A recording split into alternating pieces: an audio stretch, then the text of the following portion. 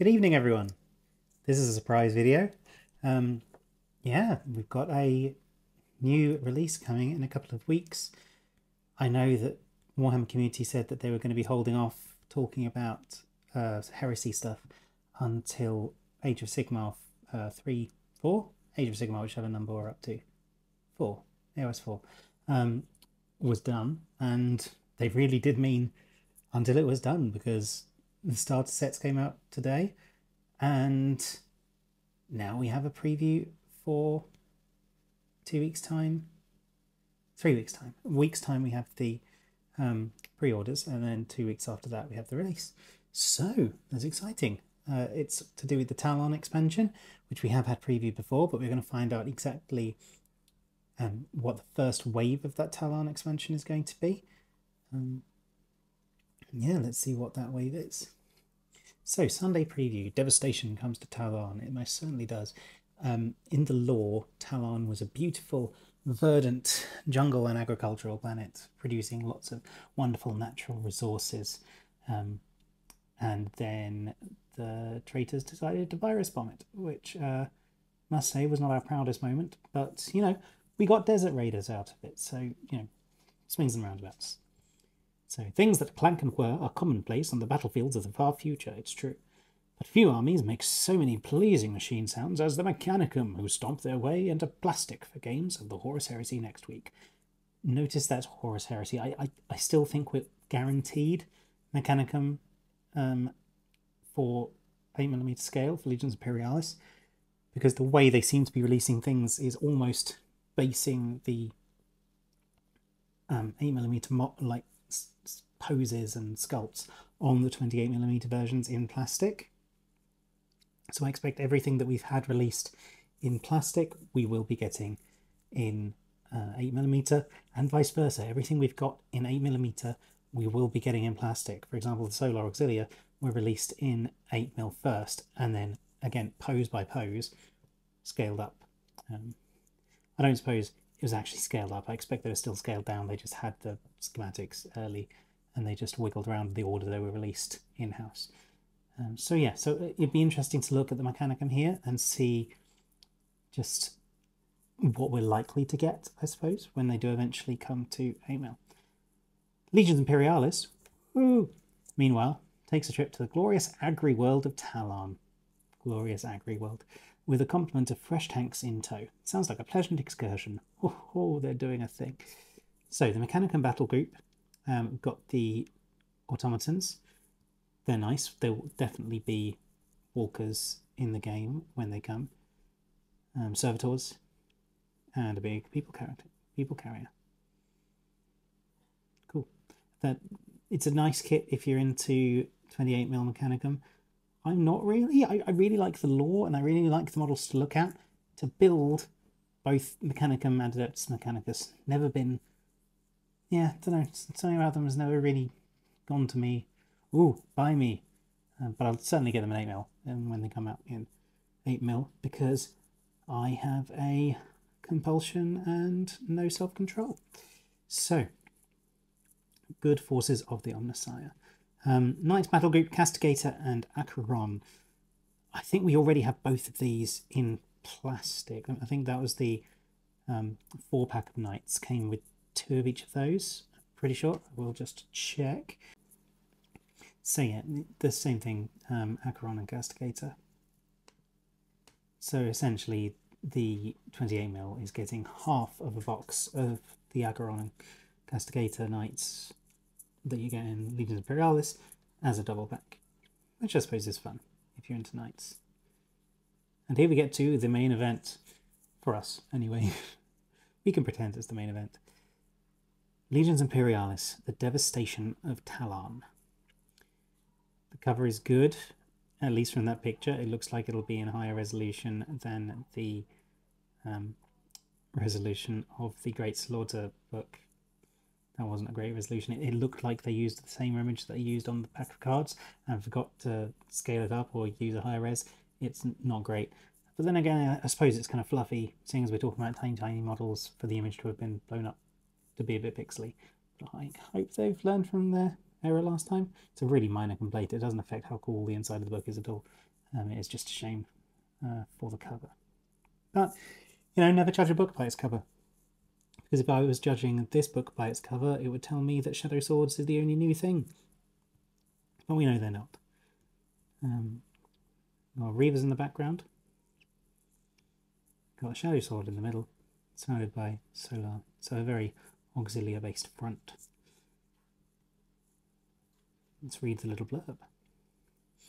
The Iron Warriors' campaign of destruction on Tallarn turned a once verdant agri-world into an inhospitable desert, and you can read all about it in The Devastation of Tallarn. This hardback book introduces several varieties of Legions Imperialis campaigns, such as the Advanced Breakthrough campaign, in which you aim to defeat enemy strongholds, or the Northern Desolation campaign, which includes fog of war and spearhead assault battles. There are also battle honours, veteran detachments, formations of legend, and some new formations and detachments for the Legions Astartes and the Solar Auxilia. It will be available in both hardback and EPUB formats. Oh, that's a shame it doesn't tell us how many new detachments. That would have been fun to speculate over, to see if it really is just the new vehicles we've been previewed already, or whether there was anything sneaky being released. Then again, the fact they haven't told us, I mean, it could just be so we don't get our hopes up, or so we don't get sad when there's less than we think. I don't know. I do think, because particularly because it's Tallarn, I do think we're only going to get those tanks for this one. I do think we'll get Mark III infantry at some point. I do think we'll get the Mechanicum at some point. This book, keeping hopes low. I think this book, you're looking at those extra new tank variants that we've seen already. But hey, we like tank variants, nothing wrong with that. Let's have a look at the things it does mention. It mentions new campaigns, which is good. I've never played a campaign, but it'll be nice. Campaigns means that presumably there will be narrative events running at Warhammer World and elsewhere. Having some structure to those is good. Even if people homebrew their own, you know, having it as an option, having something in print is nice to start with. Breakthrough campaigns, where you're trying to defeat enemy strongholds. Northern Desolation campaigns with Fog of War and Spearhead Assault battles, so looks like some new battle plans as well. Sounds fun. These things I don't know what they are. Battle honours, I assume that's again a campaign thing, that your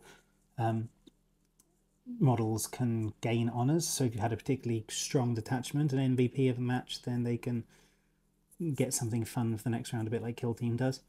Or did. Haven't played Kill Team in ages. It certainly did once upon a time.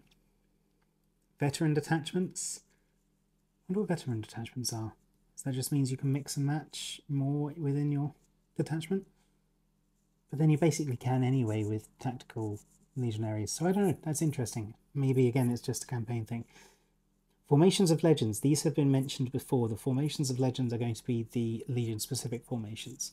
So there might be Emperor's Children, Sunkiller formations, which will be just a whole bunch of heavy support. Or a Red Butcher's formation for loads of World Eaters Terminators that might come with some extra fluffy rules. So that's interesting. And I wonder if they'll be intended for kind of competitive pitched battles, or whether they're just for narrative play, because it kind of varies depending on the game. Like 40k and Sigma are very much Legends rules are Legends rules. You're not supposed to use them. That's just where we put them, so you don't feel too bad about us taking your models away. But in 30k, it's very much explicitly anything we've given you rules for, whether it's Legends or an addendum or an appendix or whatever you want to call it, they are all intended for play. But then 30k is much more a narrative game and not really a pitched battles game anyway. I mean, if you were playing 30k 28mm competitively, no one would take anything except for Contemptors. So I expect they're thinking of Imperialis in the same way. So I expect that the Formations of Legends will be available to use for pitched battles, but our pitched battles aren't supposed to be power gamey min-max stuff. Our pitched battles are supposed to be fun narrative events. And generally speaking, I don't think we're too sweaty a community yet. I mean, right now I am, because it's the middle of summer, and you know, I've had to gather up everything to film this last minute, which is fun. I'd much rather this than they, not release anything. It's just nice to have some warning. Cards. Thankfully, they seem to be keeping these cards on an ongoing print to make sure everyone gets them. I think they realised how silly the scalping prices were on eBay. And they were silly. I hope not too many of you bought those. I managed to get some of the reprinted lot. So, hopefully these will be similar and they'll always be available for those who want them. Oh, and it doesn't see 24 rules reference cards featuring the new detachments of formations. The set comes with 3 Legions Astartes Vehicle Commander cards. Ooh, Vehicle Commanders for the Astartes. That's fun because they haven't got those yet. Interesting. I wonder if they're going to retcon the Super Heavy detachment to allow Vehicle Commanders, or whether there is a new detachment. It's just for the new formations. Either way, Astartes Vehicle Commanders. That's good because the Auxilia have them and we haven't got them yet. But I guess if they're looking for purely tank battles on Tallarn, because you can't go outside or else you die, maybe that's why they've given the Astartes the option as well. Either way, that sounds fun. So 3 Legiones. It says also comes with. So are they part of the 24? I don't know. I don't know if that's 24 reference cards featuring the new detachment formations and also comes with 3 Legion Astartes Vehicle Commander cards. So it's either 24 new detachments and formations or 21 plus the commander profiles. I don't know. I'll do it. It's not worth doing a separate video on. Is it worth thinking about it right now and talking you through my thoughts? No, I won't. That's silly for me now to have you all watching me as I go, but we've had this many variants of Lehman Russ. Does that mean they're being separated into different detachments? No, we won't do that just yet. But I'll be thinking about it, and please put in the comments if you can work out what those 24 are from what's already been revealed. Cool. Shadow Swords, Storm Blades, and Storm Swords. Nice. Super Heavies are nice. The Super Heavy models are nice. The Super Heavy tanks of the Solar Auxilia are some of the most destructive and durable mechanized units deployed. Yes, they certainly were. And this versatile chassis. God, say that to your ladies, boys. I appreciate your versatile chassis. Allowed for numerous battlefield roles. This box makes 2 tanks, choosing from the Titan Hunting Shadow Sword, the Fortress Cracking Storm Sword, or the more general use... Oh, mistype. More general use Storm Sword. The second one of those is supposed to be a Storm Blade. Ha, got you. I will win. Each has a main weapon, a hull-mounted heavy bolter, and a choice of heavy bolter or less cannon sponsons. There's also 288 decals. Lehman Russ, Executioner and Demolisher Squadron.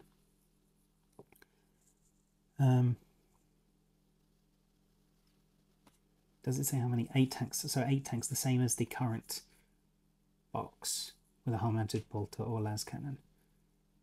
So that means you can mix and match with the existing box. So that's fun. So if you have 4 from the starter box, a box of 8, taking up to a max of 10, then get this, taking up to another max of 10. That's fun. Bot builds 8 tanks built in either pattern. Oh, that's a lot of spare. A lot of spare turrets. Nice. It's interesting how some, like the smaller tanks, they give you loads of spare turrets. You can mix and match. You can have whole units of one or whole units of the other. But then the bigger tanks, they kind of don't. Like the Kratos, you have to swap the guns out into the individual turrets, and same with the Baneblade. I wonder why. Either I'm not knocking it. The fact we can do that with the smaller tanks is lovely. It's just a shame we can't do it with the big ones as well. Cool, that's going to be a good kit. I am going to look forward to unboxing that one. Tallarn, Arcus, and Punisher. Now, here's where I'm in 2 minds. These are great models. I'm glad I didn't get around to LItbashing them because I very almost LItbashed Tallarn and Arcus using 28mm missile launchers on the top. I'm glad I didn't because now they're coming out in real life. They look good. They might be good on paper, but they look like they're going to be battle tanks, not artillery. And we have got so many battle tanks vying for that slot at the moment. I don't know if there'll be space for these. I think there'll only be space for these if they are strictly better than the current Tallarn, and it seems harsh. Few tanks available to Legionnaires Astartes are as adaptable as the Tallarn. True. Pioneered by the Ultramarines, boo, the Tallarn Arcus is a flexible powerhouse which packs an Arcus missile launcher with a variety of warheads. The Punisher mounts a powerful, rapid-firing rotary cannon which can overwhelm foes with an unrelenting stream of firepower. I'm sure it can. Again, 4 of either pattern. That's nice. Which may also be equipped with sponsor-mounted las cannons or heavy bolters. I expect heavy bolters would be better for those, because you get the rotary cannon. Certainly I'd be thinking you're looking at heavy bolters are better for those. Maybe the range on the Arcus will give the las cannon some use, but from my tactics videos, you know that point defense is king in this game. If you have the option to get point defense guns, do it. You also get a Legionnaires Astartes vehicle transfer sheet, which comprises 1,130 decals. It does, but that includes, I think, the actual names of the legions, which, it's a lot of transfers. You're not going to use them all. So there we have it. That's a fun, nice surprise for a Sunday evening, if not a nice surprise for our collective wallets. So thank you for coming through this little thinking with me. Won't read the stuff about Old World. I'll read that on my own later, but I am excited about that as well. But in the meantime, tell me in the comments, which of these are you looking forward to? Which are you a bit trepidatious about? Are you worried about whether the Tallarns are going to be worth taking? Are you worried about there being too many Leman Russ variants all looking quite similar? Are we going to tell them apart easily on the table? How are you going to tell them apart? Have you got ways you're thinking of doing it? Anyway, thank you very much for listening. I'm going to edit this super speedy, so there might not be an awful lot of interesting things going on in the edit. I might put something funny. I don't know. Anyway, peace and love, everyone. Thank you to my Patreons. Thank you to all of you for watching, liking, subscribing, and keep on lit bashing.